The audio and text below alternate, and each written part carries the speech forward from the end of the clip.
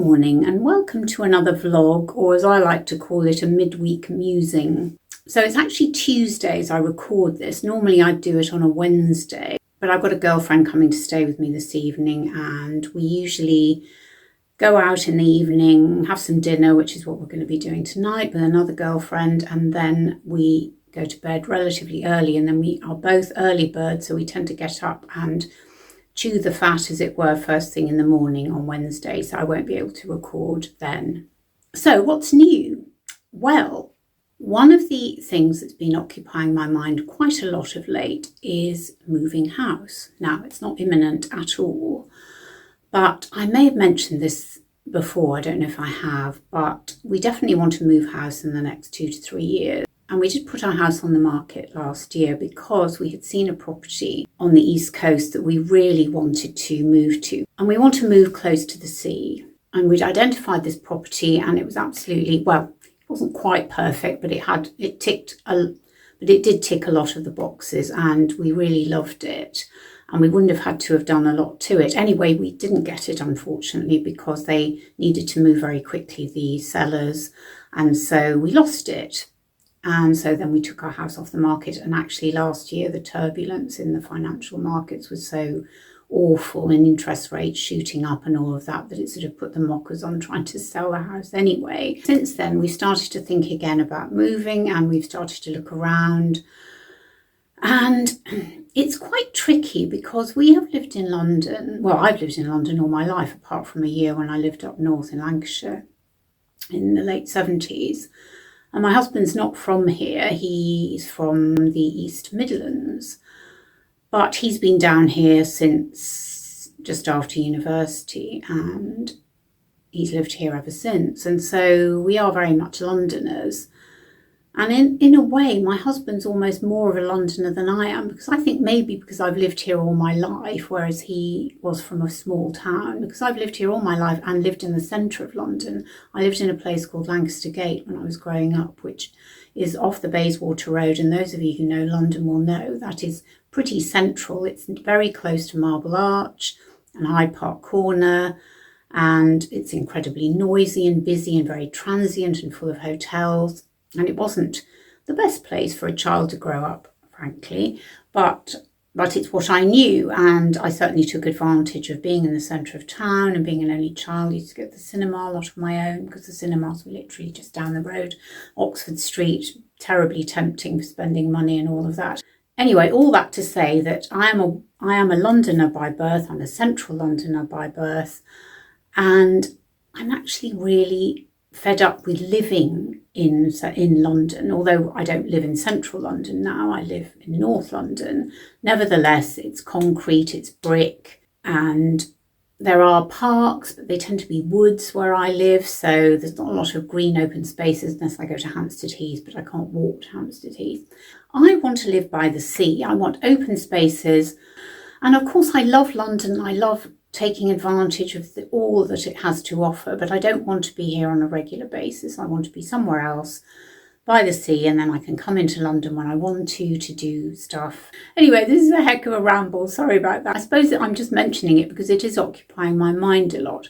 And I suppose what I wanted to say, we haven't quite settled on whether we want to give up London or not. So whether we want to buy a small place in London once we've sold this house, buy a small place in London, have somewhere by the sea, or the other option or the other thinking has been to consider whether we want to buy somewhere in France, because we both absolutely adore the south of France. And so if we were going to get somewhere in the warmth, because that's the other issue we have, is the winters here are just so miserable, sometimes very cold, not always, but sometimes very cold and certainly grey and drizzly most of the time.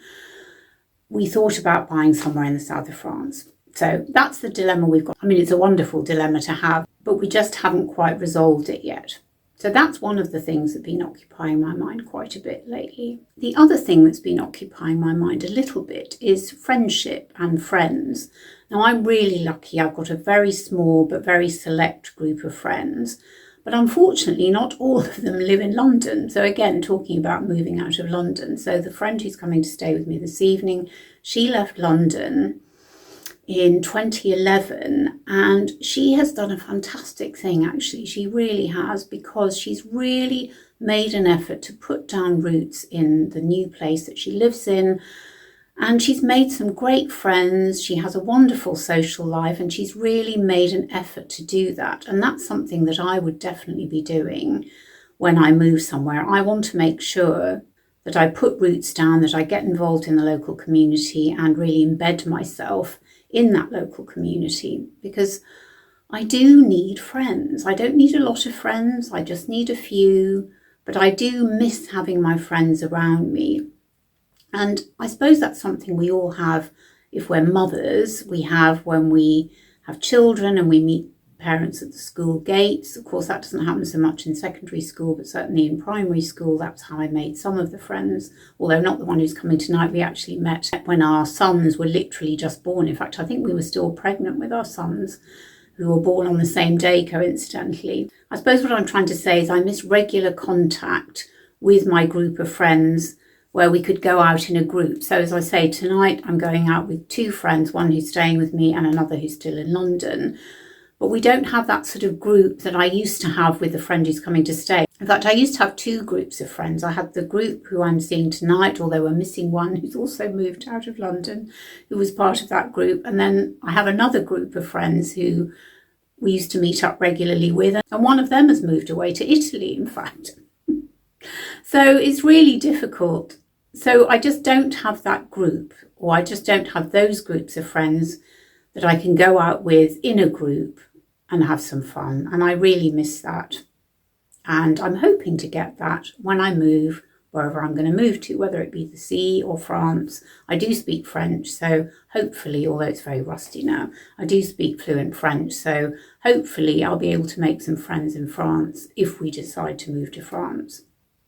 Anyway, all this is in the future, but these are the things that are occupying my mind at the moment, which is why I'm sharing them with you, because you might feel the same way, maybe not about moving to France, but you might think about your future, especially as we move into our 70s, and I'm going to be 70 in September. It's not that long to wait, and I do think about sort of the next phase of my life, if you like, the next 30 years or whatever I've got. So those are things that are occupying my mind. Now let's move to something else. I want to ask you a question. Have you ever been to Budapest? Because we are going to Budapest, or at least I will be joining my husband in Budapest in a few weeks' time. He's going on a cycling trip, and I'm going to be meeting him at the end of the trip in Budapest. And we've got 3 nights, well, 2 nights really, Friday and Saturday nights, that's right.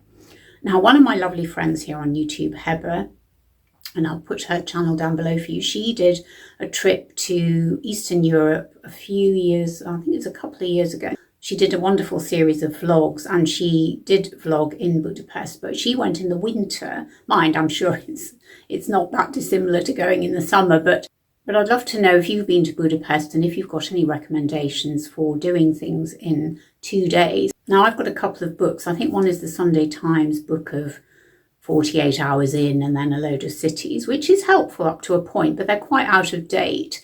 So if you've got any recommendations, say for restaurants, I hear the Jewish Quarter is supposed to be very nice and have all those sort of oldie worldy restaurants, which is right up my street because I love all that. I'm quite happy to eat goulash if that's what's on the menu with paprika. I love all that.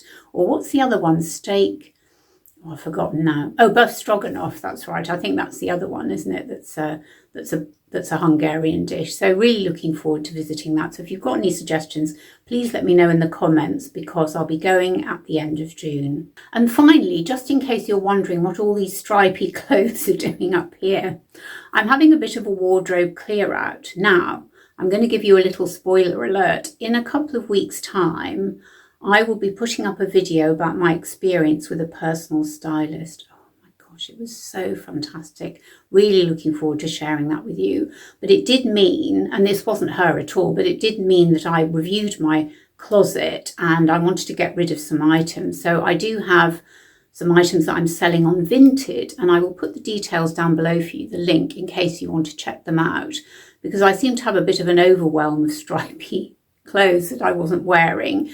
So it was not only a fantastically useful and really pleasurable exercise to have the personal stylist come round. She literally came round to my house and we went through all my clothes, but also it made me sort out the wheat from the chaff. And I've used Vinted for quite a while, but it made me do a bit more of a clear out, which has been really helpful because I'm all for clearing out your closet. I'm all for decluttering. I find it so helpful because then I can actually see what I've got and what I want to wear. Although I have to say, don't rush to do it because that's not a good idea, because you might find you get rid of stuff and you think, oh no, why did I get rid of that? But honestly, the number of stripy jumpers I had was a bit ridiculous.